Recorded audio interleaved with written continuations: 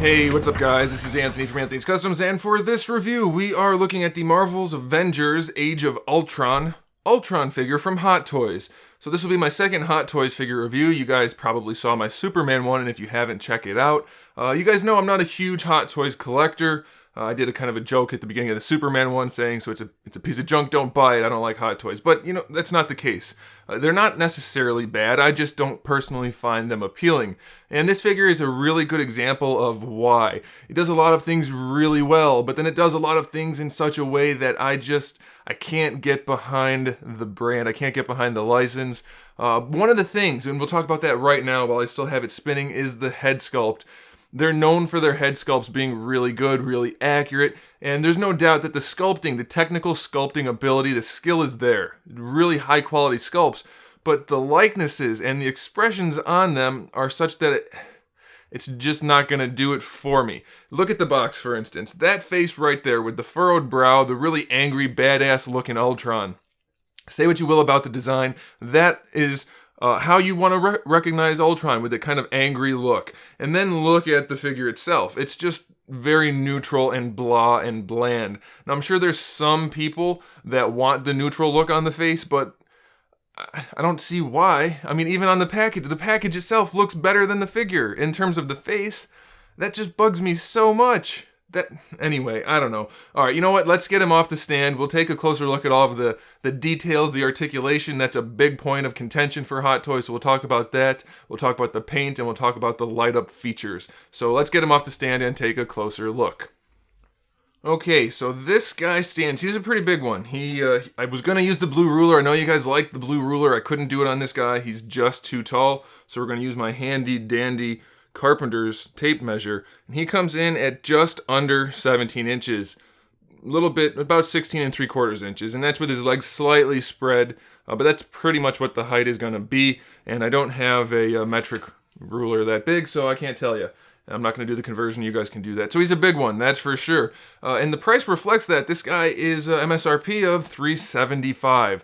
That's a huge price point, and he has no accessories other than the display stand. So if you're looking for value, I'm not sure you're going to find it in this. For those of you that aren't Hot Toys collectors, you're probably going to have a little bit of sticker shock and wonder where the money's going. Those of you that are Hot Toys collectors, you're used to it. You still might wonder where the money's going. Now, obviously, he's got a ton of sculpt work going on.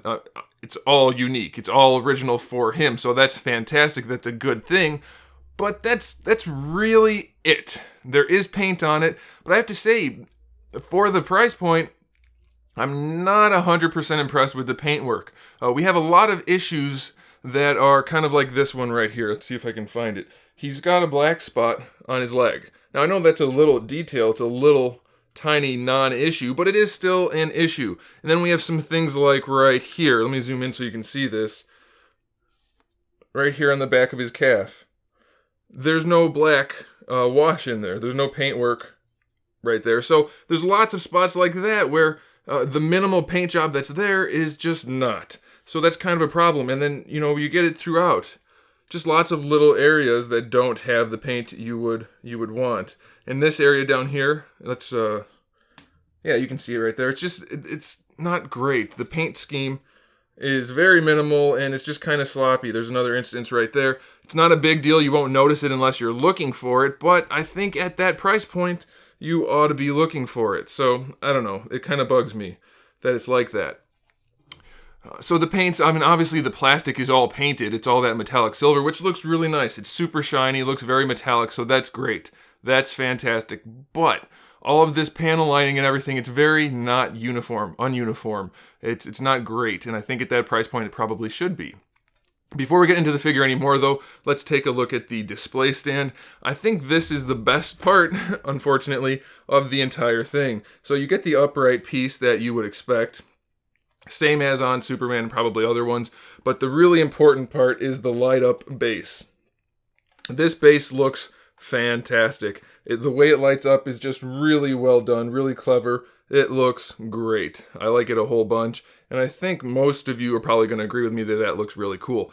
And when you're not under incredibly harsh lights like I am right now, those red lights actually do light up the underside of the figure. So that nice metallic paint is going to reflect that red light very well, and it's going to look like a really nice display piece. Now, he does have light up features throughout the figure. We have a light in the head, one in each bicep, and then one in the torso. The head one is underneath, right here underneath the top part of his head. There's a panel that comes off, and then you can put the batteries in. They come with the batteries, and you can switch it on. It looks cool. I'll do that in the photos because it's going to just be too long of a video if I do it on camera. Same thing with the biceps. You have to take the panels off in here, and then you can put the batteries in and switch it on.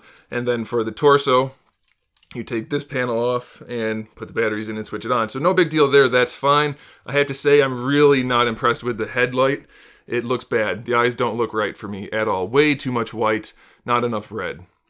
So that's kind of a bummer. Now the bad thing is the base that lights up really nicely requires 3 AAA batteries that are not included.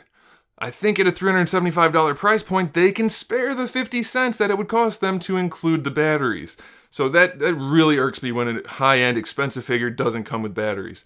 But let's set that aside. It's not a big deal. You came for the figure, not the battery, so let's talk about the figure.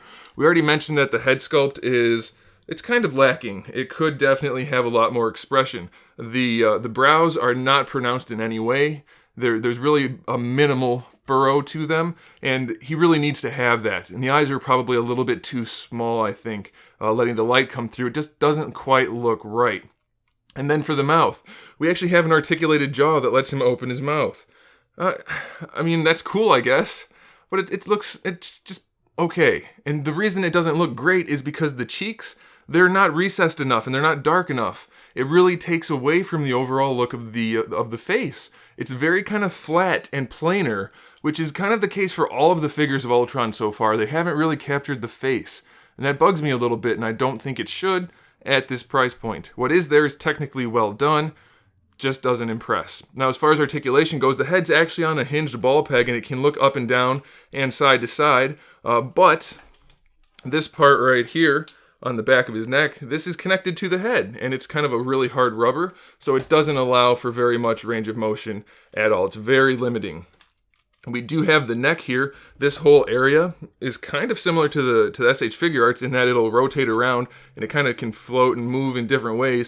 It doesn't really help though. I mean, it just helps the tiniest little bit. I don't think it's probably worth the engineering they spent to get that to work. It just doesn't really add that much. It's all right.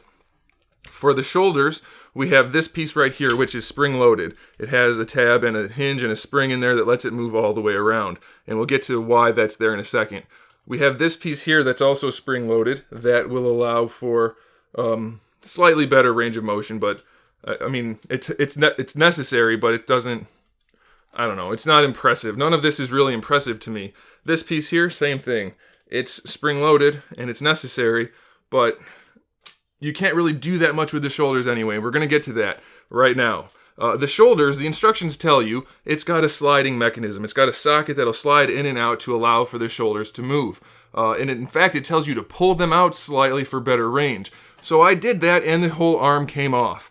And it came off for 2 reasons. One is that the shoulders were already extended in the package. So they were extended and they told me to extend it even more, so I pulled it off. And I wasn't pulling very hard, which leads me to number 2.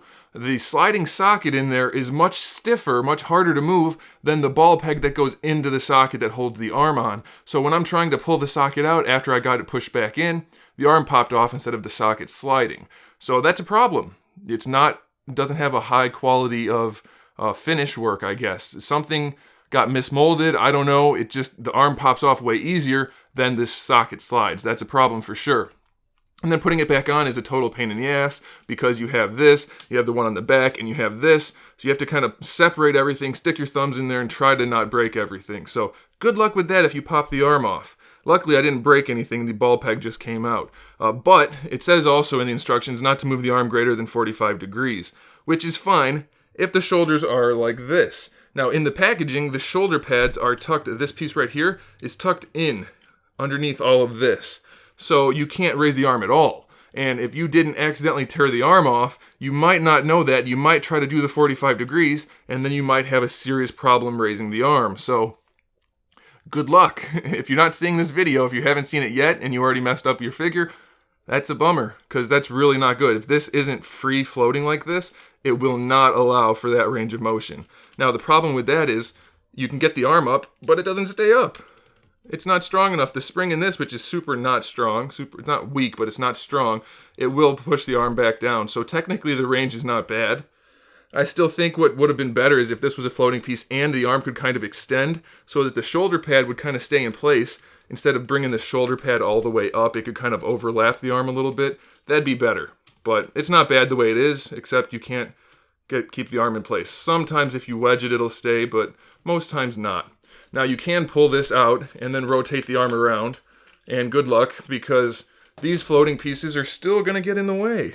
They're floaty, and it means they're going to stick out farther than you want them to. So you need to figure out if you want to tuck this piece in, tuck it out. It's kind of a mess.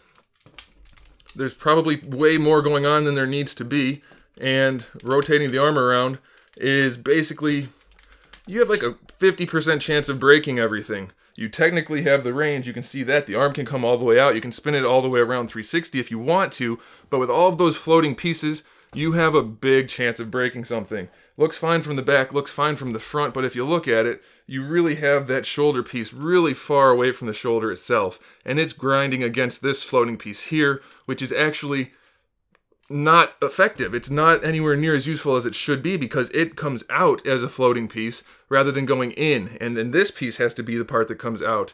So this is fighting against you the whole time, and that creates a pretty significant problem if you're trying to pose the figure. And at $375, you don't want to feel like you're going to break your figure, and you will definitely feel that way when you're posing this guy. He does have a bicep swivel, which works wonderfully. I mean, that's fine, no problem at all. This being a floating piece, not a big deal at all. If you go too far forward, though, if you rotate it too far in, the bicep panel that holds the battery compartment may pop off, so be aware of that. Now for the elbow, it's technically a triple joint. It looks like a double joint as you're moving it, but the top joint has a little bit of play in the socket. You can kind of move it back and forth, but you have the hinge in the top joint right there. That gives you that much, and then the bottom joint has another couple of clicks. Those clicks sound like breaking though, so be extra careful with that. But that's the range you're going to get, a little bit better than 90 degrees. I think it's all right. It's not a bad elbow design. It'll work well enough. And bringing the arm back down, it doesn't really want to straighten out very well. So good luck with that. It's not a great situation. Which again, like, it's not bad, but there's so many things that aren't great and somewhat problematic that I think for almost $400, for a figure that's relatively mass-produced. I mean, I know they're high-end collectibles, but they're making a bunch of these guys now, and I think it should be a little bit more value per dollar. That's my take on it. For the torso, the instructions are a little unclear as to what can actually move and where it's going to go. These guys in here are all, wow, they're all either free-floating or spring-loaded. They will move around with the torso, so you can not really worry too much about them breaking, hopefully. It may happen. You have a ball peg in the upper torso that will allow it to move around, but listen to that. That ball peg is super stiff, and I feel like if I use the force it's going to take to move it, I'm going to snap something off because I have to grab onto the torso somewhere, and for those of you that don't have giant hands like me, you may be grabbing onto floating or hinged pieces. So that ball peg is super risky because it's so stiff. Then we do have a hinge right here. You can kind of see it's a natural hinge for the sculpt, but that does let you lean him forward a couple of notches. So he's going to just lean forward a little bit, and then you can stand him back up. But here's the thing. If you remember on the packaging of the figure, he kind of leans back just a little bit, kind of like a really pompous, chest-puffed kind of pose most of the time. You can't really do that. In fact, this figure kind of has a perpetually hunched over kind of look to him. He looks a little pronated. So that's, it's a bit of a bummer, especially since you can't move the head the way you need to. You're not going to get him in that iconic on the front of the package type of pose. So that's a little disappointing for me. And then of course there's no hinge or anything down here in the waist. You only get that ball peg up here and the hinge right here. Now the hips are actually not a bad design, except for the one thing I'm going to show you. We have, and I'll point that out when we get there. We have this piece here. It's just a little floaty hinge piece to keep everything out of the way. You can bring the legs forward, and that's fine. This piece is retractable, so that won't get in the way. And you can bring the legs out a little bit. No problem there. Thigh swivel here. And on top of all of that, or actually underneath all of that, we have a hinged ball peg. So you can bring that ball peg down, just like your SH Figure Arts if you guys collect those. Then you have really good range. You can flip that up to be a little extra careful. And you have really good range with the hips. You can bring it out significantly farther. It's not as much as I would like, but it's definitely good enough. It's not like he's doing karate kicks and things. So that's fine. And then of course, while that's down, you have better range in every regard. So that's a really good design. But here's the thing I want to point out. In the instruction booklet, which people say, oh, follow the instructions, or people say, don't follow the instructions. Well, they included them, so it's worth noting. Especially for people that aren't watching reviews, in which case you wouldn't see this anyway. But look at this right here.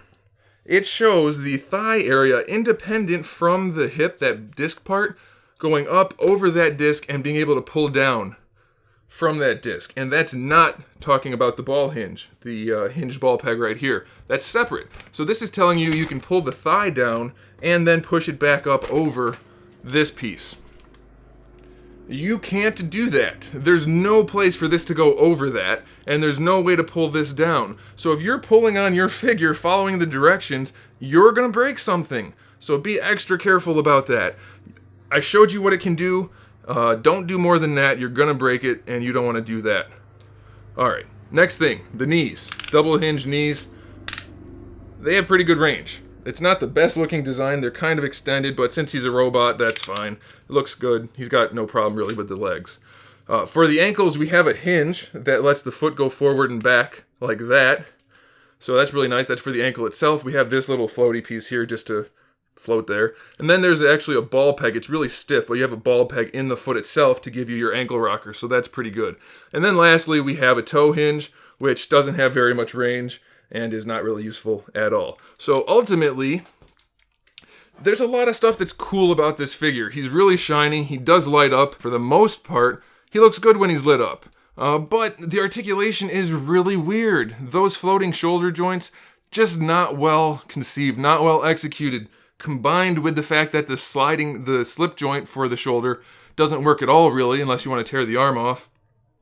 That's a problem. You can't really pose the head, and that's a problem. Especially since the lights in the head are actually in the head and not in the torso. You don't have wires or anything to restrict it. You still can't really pose the head.